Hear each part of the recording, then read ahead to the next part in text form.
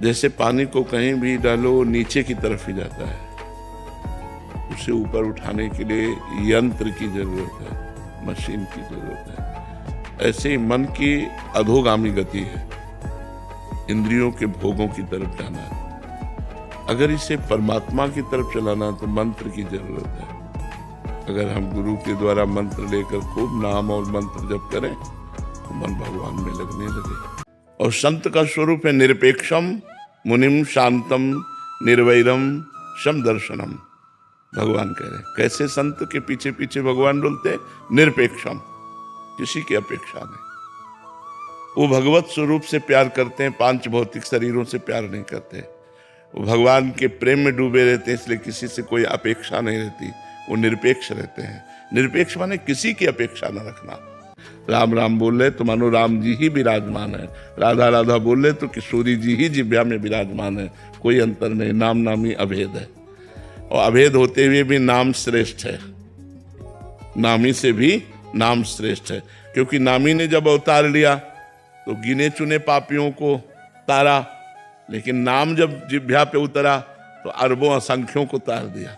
हम जैसे करोड़ों असंख्यों पापियों को नाम ने तार दिया।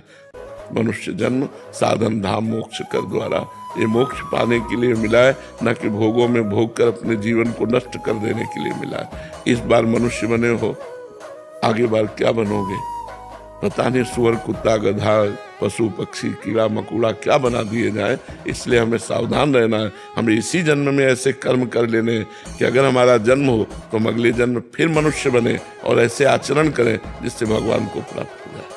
ऊंचाई पर नहीं चढ़ा जाता तब तक ये सब बने रहते हैं, ये सब बने रहते हैं। अपने अंदर की कमियां अगर दूर हो जाए तो फिर कोई परेशानी नहीं। ये सब अंदर की कमजोरी है, ये अंदर की कमियां हैं, ये हट जाए। जब सब में भगवान विराजमान तो किसको दंड दोगे।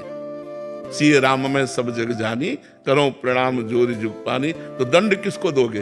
दंड देने का मतलब है अज्ञान। तो इसलिए ये अज्ञान बड़ा सूक्ष्म होता है। जो हमको कष्ट देते हैं वो हमारे कर्म से विवश होकर हमको कष्ट देते हैं। हमारा कर्म उनकी बुद्धि में बैठ करके हमारे प्रतिकूल आचरण करवाता है, तो हमको सहना चाहिए। हमको उनके प्रति नहीं मन से सोचना चाहिए। नहीं, हमारा नया कर्म बन रहा है, हमारा नया कर्म बन रहा है, फिर हमको दुख देगा। अभी जो हमें कर्म बना तो वो दुख दे रहा है, उसको हम सह लेते हैं। जब हम किसी संत महापुरुष का संग करते हैं तो भगवत सन्मुक्ता होती है। हमारी जो वृत्तियां हैं, हमारी जो इंद्रियां हैं, हमारा जो मन है, ये भोगों की तरफ है, संसार की तरफ है, ये भगवान की तरफ मुड़ जाए। एक एक इंद्रिय हमारी भगवान से युक्त हो जाए।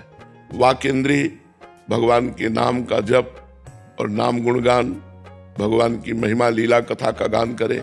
जैसे जैसे हमारा मन संसार की राग द्वेष वृत्तियों से विलग होकर शरीर संबंधियों की ममता से रहित होकर भोग प्रवृत्तियों का त्याग कर भगवान में लगता है तो व्याकुलता पैदा होती। कैसे मिलेंगे भगवान, कब मिलेंगे भगवान। इतना दिन हो गया भजन करते हुए, एक झलक भी नहीं पाई, फिर रोना प्रारंभ होता है।